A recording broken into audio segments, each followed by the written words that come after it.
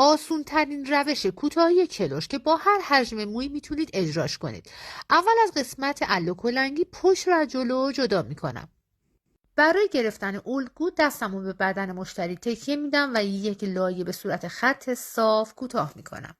این شد الگوی من برای دو طرف. همینطور که فلش ها رو میبینید در همون جهت فلش ها مو رو روی کتف شونه کشی میکنم.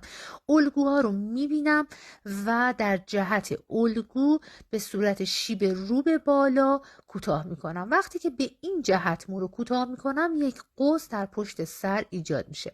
هرچی مو در قسمت خط اله کلنگی هست روی کتف میارم، دوباره الگوها رو میبینم و کوتاه میکنم.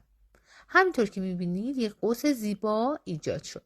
برای سمت دیگه هم به همین شکل مو رو روی کتف قرار میدم، دستمو تکیه میدم به بدن مشتری و الگوها رو میبینم، یک شیب رو به بالا کوتاه میکنم. هرچی که مو در قسمت خط اله کلنگی هست روی کتف میارم، الگوها رو میبینم و کوتاه میکنم. مهمترین ترفند این کوتاهی اینجاست. سر مشتری مو به جلو خم میکنم. همینطور که میبینید اضافه هایی از زیر مو دیده میشن که این اضافی ها در جهت همون قوس اولیه که مو رو کات کردم کوتاهشون میکنم.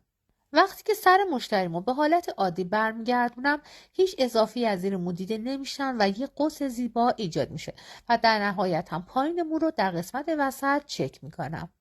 و با این روش آسون یک کلوش از پشت سر ایجاد کردم. اگر آموزشم رو دوست داشتید منو فالو کن و از بقیه آموزش های من استفاده کن.